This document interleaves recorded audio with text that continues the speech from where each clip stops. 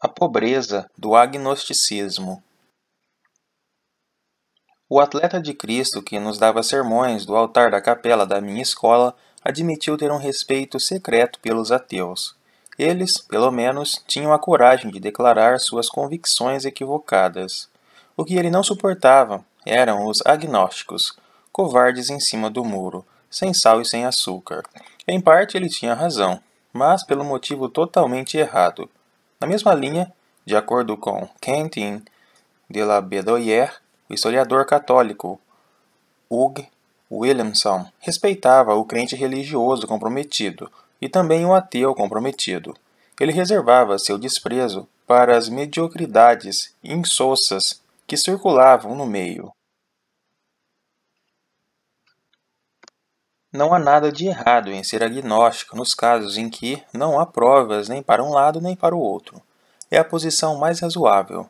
Carl Sagan tinha orgulho de ser agnóstico quando lhe perguntavam se havia vida em outros lugares do universo. Quando ele se recusou a se comprometer, seu interlocutor o pressionou pedindo sua opinião por instinto, e ele respondeu, de forma imortal: "Mas eu tento não pensar pelo instinto. Não há problema nenhum em guardar suas reservas até que surjam provas." A questão da vida extraterrestre está em aberto. Podem-se apresentar bons argumentos para os dois lados, e não temos provas para nada mais que apenas esboçar as probabilidades de um ou outro lado. Esse tipo de agnosticismo é a posição apropriada para muitas dúvidas científicas, como sobre o que causou a extinção do fim do Permiano, a maior extinção em massa da história fóssil. Pode ter sido o impacto de um meteorito, como aquele que, mais provavelmente, de acordo com as evidências atuais, causou a extinção dos dinossauros mais tarde. Mas pode ter sido qualquer uma entre várias outras causas possíveis ou uma combinação delas. O agnosticismo sobre as causas dessas duas extinções em massa é razoável. E quanto à dúvida sobre Deus? Deveríamos ser agnósticos também em relação a ele? Muitas pessoas já disseram que sim, definitivamente, com frequência com um ar de convicção que beira o excesso. Elas estão certas? Vou começar distinguindo dois tipos de agnosticismo.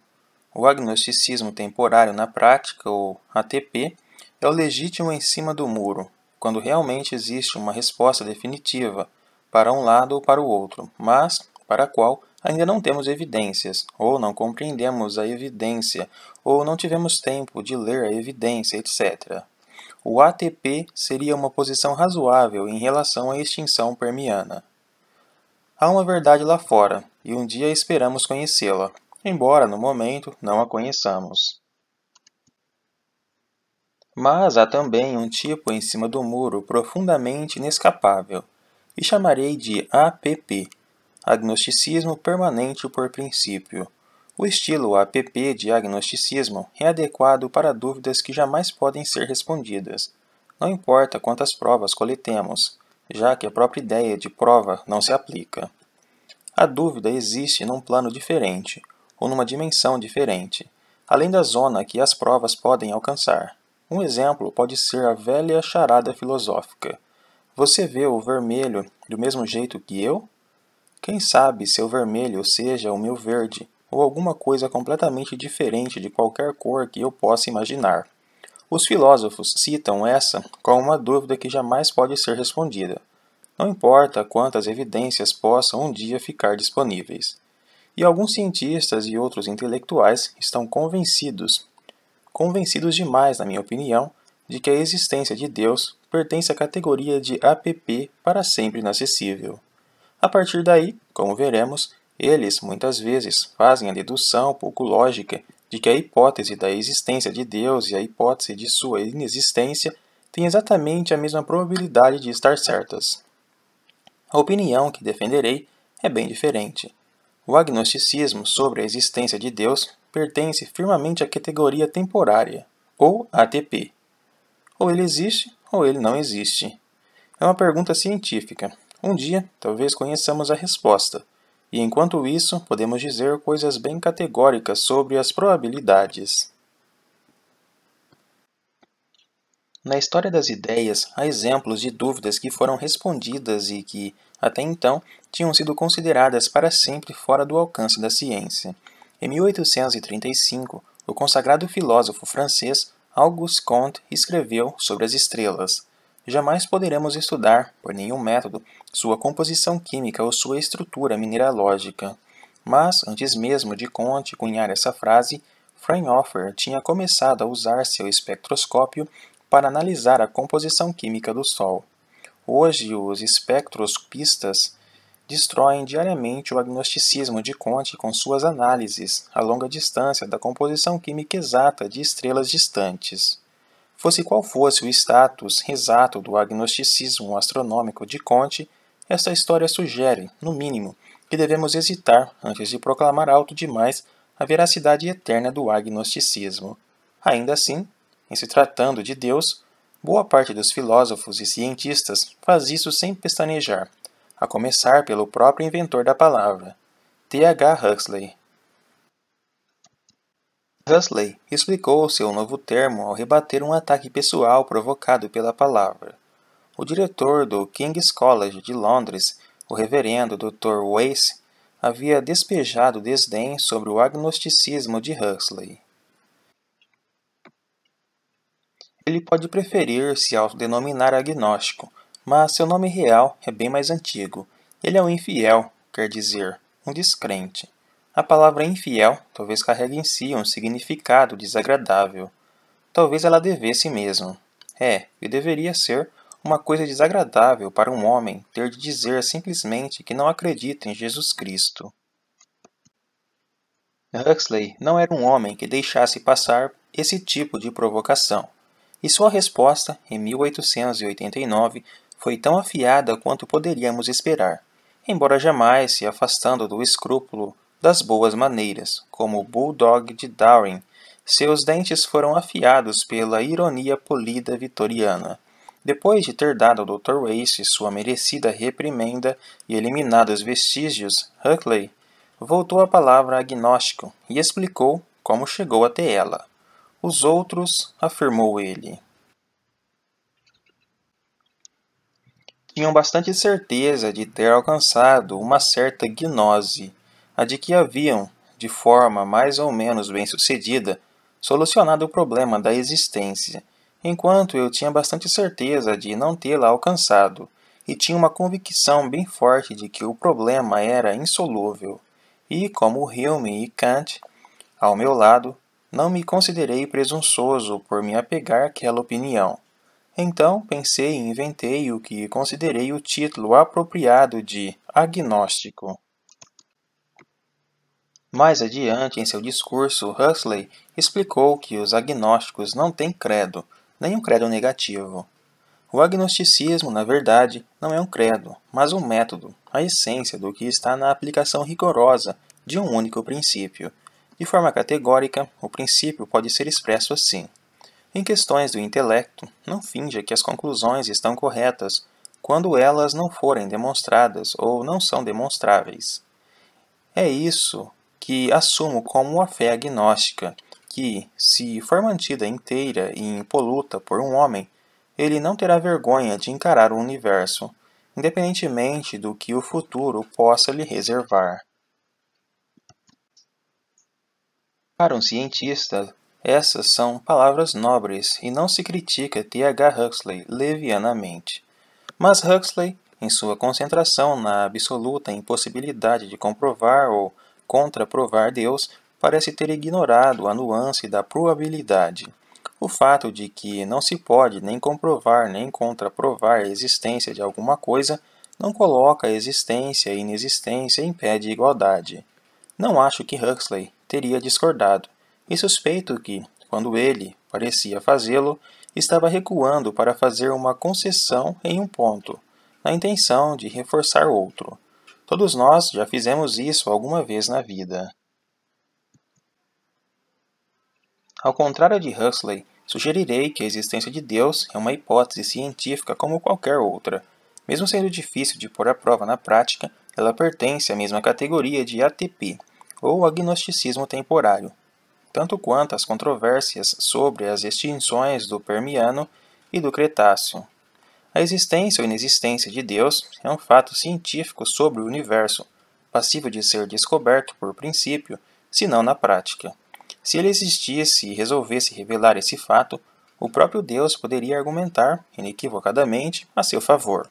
E, mesmo que a existência de Deus jamais seja comprovada nem descartada com certeza, as evidências existentes e o raciocínio podem criar uma estimativa de probabilidade que se afaste dos 50%.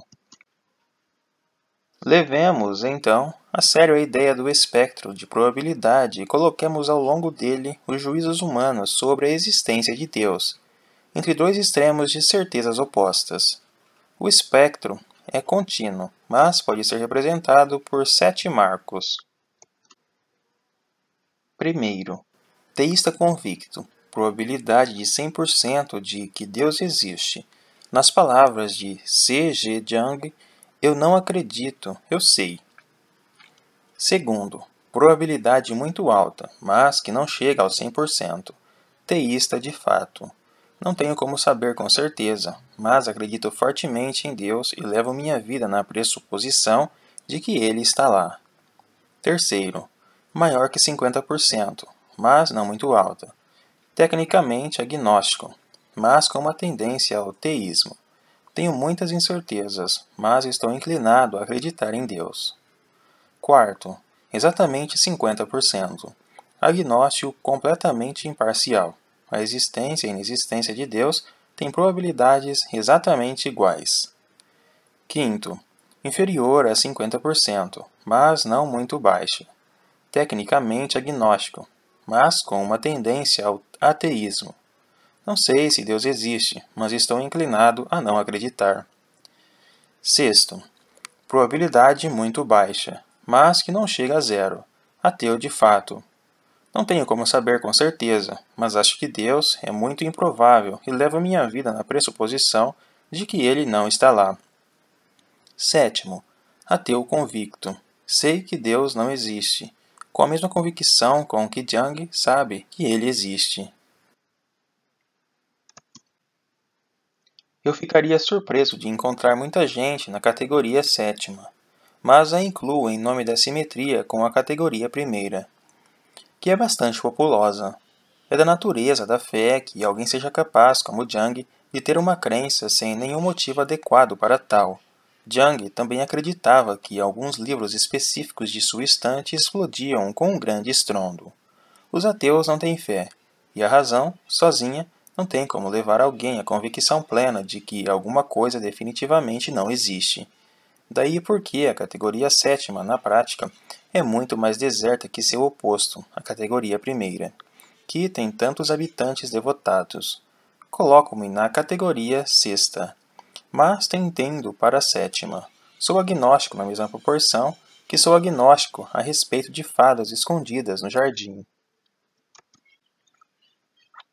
O espectro de probabilidades funciona bem para o ATP. É superficialmente tentador encaixar o APP, agnosticismo permanente por princípio, no meio do espectro, com uma probabilidade de 50% da existência de Deus. Mas isso não é correto.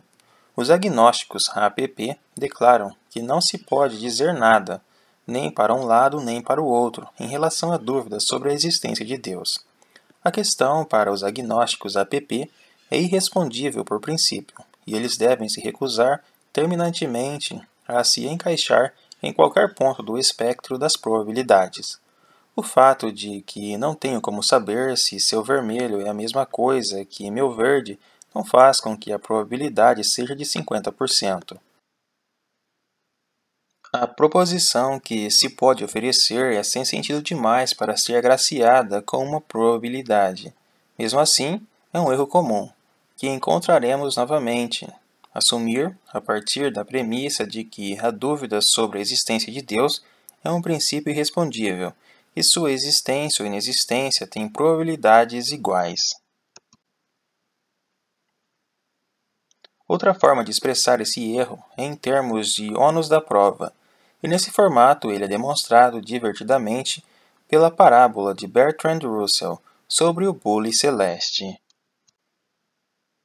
Muitos ortodoxos falam como se fosse obrigação dos céticos contraprovar dogmas consagrados, e não dos dogmáticos comprová-los. Isso é, claro, um equívoco.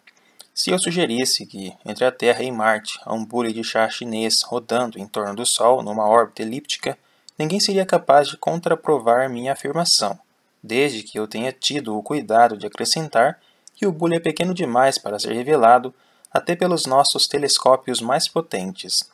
Mas, se eu prosseguisse dizendo que, como minha afirmação não pode ser contraprovada, é uma presunção intolerável por parte da razão humana duvidar dela.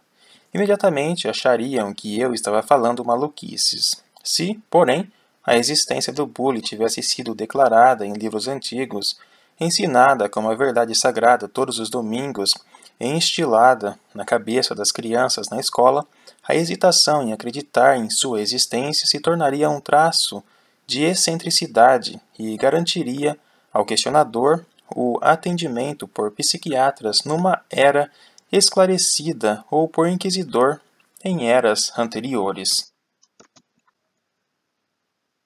Não perderíamos tempo falando disso porque ninguém que eu saiba tem adoração por bules, mas, sob pressão, não hesitaríamos em declarar nossa forte crença de que positivamente não existe um bule em órbita.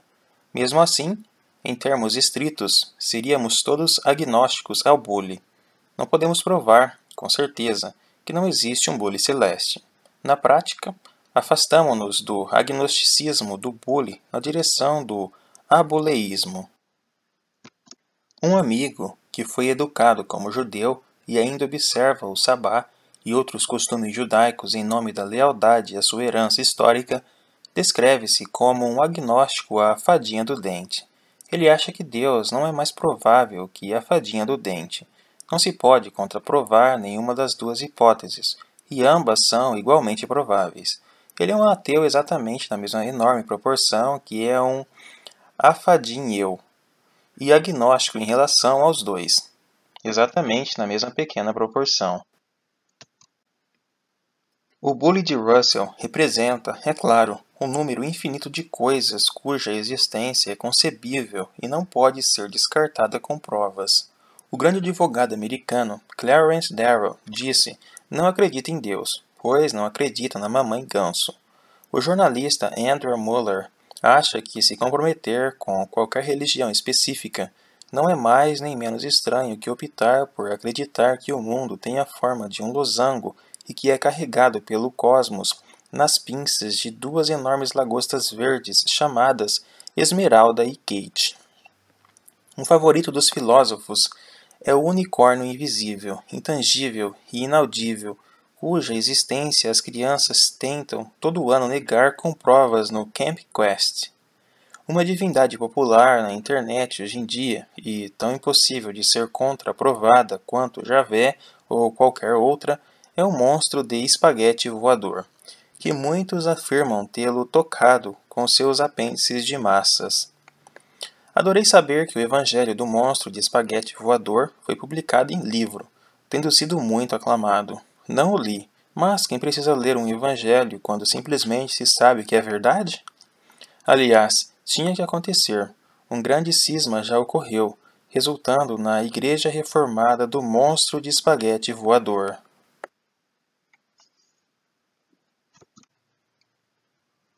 O ponto principal desses exemplos extremos é que eles são todos impossíveis de ser contraprovados, embora ninguém ache que a hipótese da existência deles esteja no mesmo nível de probabilidade que a hipótese de sua inexistência.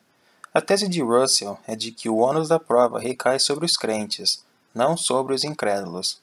A minha é de que a probabilidade a favor do bule, monstro de espaguete, Esmeralda e Kate, unicórnio, etc., não é igual à probabilidade contra ele. O fato de que bules em órbitas e fadinhas do dente não podem ter sua inexistência comprovada não é considerado, por nenhuma pessoa racional, o tipo de fato que solucione um debate interessante. Ninguém se sente obrigado a comprovar a inexistência dos milhões de coisas fantásticas que uma imaginação fértil e brincalhona é capaz de sonhar. Eu me divirto com a estratégia quando me perguntam se sou ateu. de lembrar que o autor da pergunta também é ateu no que diz respeito a Zeus, Apolo, Amon-Ra, Mitra, Baal, Thor, Wotan, o bezerro de ouro e o monstro de espaguete voador. Eu só fui um deus além. Todos nós nos sentimos no direito de manifestar um ceticismo extremo, chegando ao ponto da descrença pura e simples, exceto pelo fato de que, no caso de unicórnios, fadinhas do dente e dos deuses da Grécia, de Roma, do Egito e dos vikings, não há necessidade, hoje em dia, de se preocupar com isso. No caso do deus abraâmico, porém, há necessidade de se preocupar, porque uma proporção significativa das pessoas com quem dividimos o planeta acredita mesmo, convictamente, em sua existência. O bule de Russell demonstra que a onipresença da crença em Deus, se comparada à crença em bules celestes, a teoria não inverte o ônus da prova, embora pareça invertê-lo em termos de política na prática. O fato de que não se pode provar a inexistência de Deus é aceito e trivial, nem que seja só no sentido de que nunca podemos provar plenamente a inexistência de nada. O que interessa não é se a inexistência de Deus pode ser comprovada, não pode, mas se sua existência é possível. Essa é outra história. Algumas coisas não comprováveis são julgadas de modo sensato, bem menos possíveis que outras coisas não comprováveis. Não há motivo para achar que Deus está imune à análise ao longo do espectro das probabilidades. E certamente não há motivo para supor que, só porque Deus não pode ter sua existência comprovada ou descartada, a probabilidade de sua existência seja de 50%. Pelo contrário, como veremos.